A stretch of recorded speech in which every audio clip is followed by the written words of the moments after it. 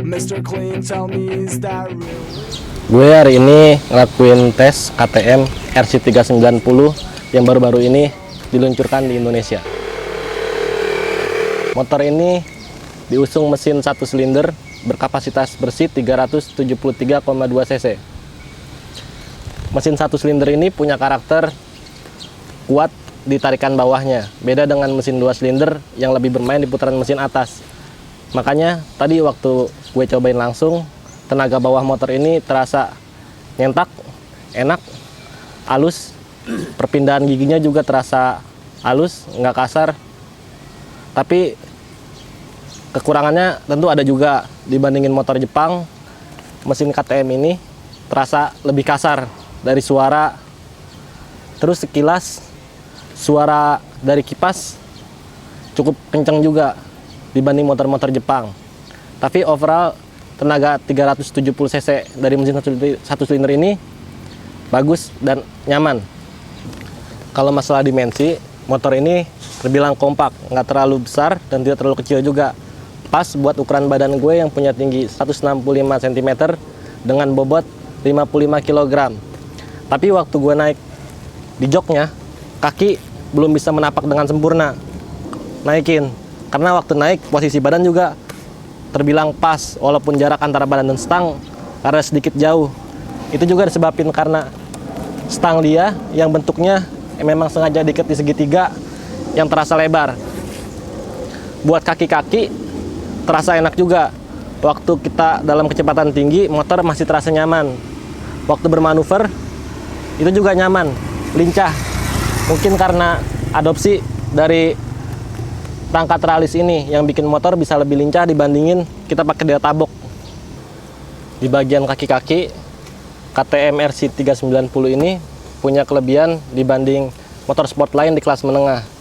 Kalau dilihat di bagian suspensi depan, RC390 sudah mengadopsi shock model upside down. Berbeda dengan motor-motor lain yang masih menggunakan shock model teleskopik.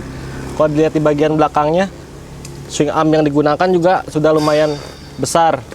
Ini juga didukung oleh sistem suspensi model monoshock. Di sistem pengereman, RC390 sudah mengadopsi sistem ABS sebagai bawaan. Buat gue yang nggak biasa pakai sistem ABS, mungkin terasa kurang nyaman karena rem itu terasa kurang greget. Tapi buat unsur safety, jelas fitur ini sangat membantu, apalagi kalau ketemu jalan berkerikil atau yang licin. Buat fiturnya, motor buatan Austria ini juga lumayan bagus dan modern. Coba dilihat di lampu depannya. Lampu depannya udah mengusung 2 buah lampu model proyektor, dan di bagian sisinya ada LED sebagai pemanis. Buat lampu sen, dia dipindah di atas ini. Jadi bikin kesan yang bagus di motornya. Nah, di bagian fairing depan ada juga penambahan windshield yang menyambung ke bagian bawah. Ini juga bikin sesuatu yang beda dibandingin motor-motor sport tipe lainnya. Nah, RC390 ini juga kalau dilihat sekilas bentuknya mirip single seat. Ini seperti buntut tawon, tapi ternyata ini tuh jok bisa didudukin dan ini empuk. Bisa dicoba sendiri. Jadi buat dipakai sendiri tetap oke, dibuat boncengan juga masih oke. RC ini kepanjangannya Race Competition. Jadi sebenarnya ini ngasih kemudahan buat lo yang mau race dengan motor ini. Kayak bagian spakbor belakang bisa dicopot lewat bawah, copot sekaligus lampu rem. Ini udah bisa lo pakai buat race di sirkuit. Sama juga di bagian depannya, tinggal buka lampu, kaca spion, udah cocok buat main di sirkuit. KTM 390 sudah pakai speedometer tipe digital. Di sini juga informasinya dapat lengkap, mulai dari papan penunjuk RPM.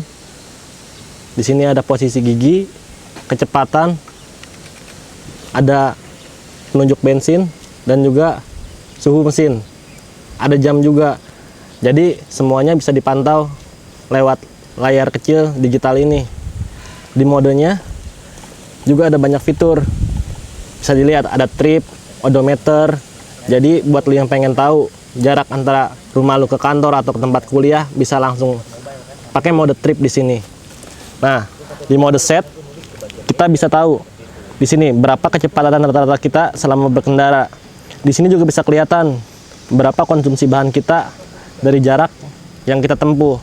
Mungkin nggak terlalu presisi, tapi ini cukup membantu buat mengira-ngira berapa konsumsi bahan bakar dari motor ini.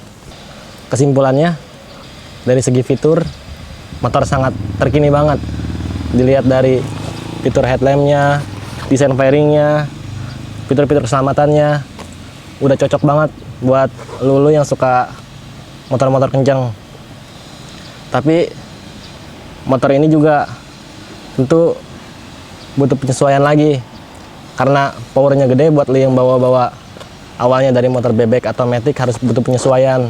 Dan yang buat punya tinggi badan kayak gue mungkin harus punya penyesuaian lagi di bagian naik kaki supaya kaki bisa mijak sempurna di aspal.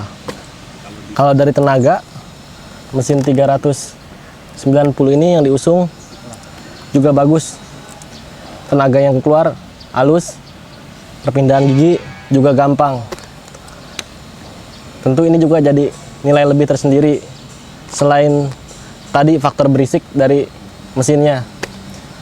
Buat lo yang berminat, sampai sekarang XC390 belum punya harga resmi. Tapi menurut distributor yang mendatangkan motor ini bakal dibanderol berkisar antara 100 sampai 120 juta.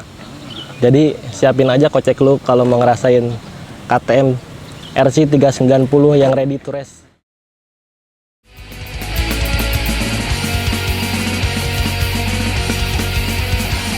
It's hard to believe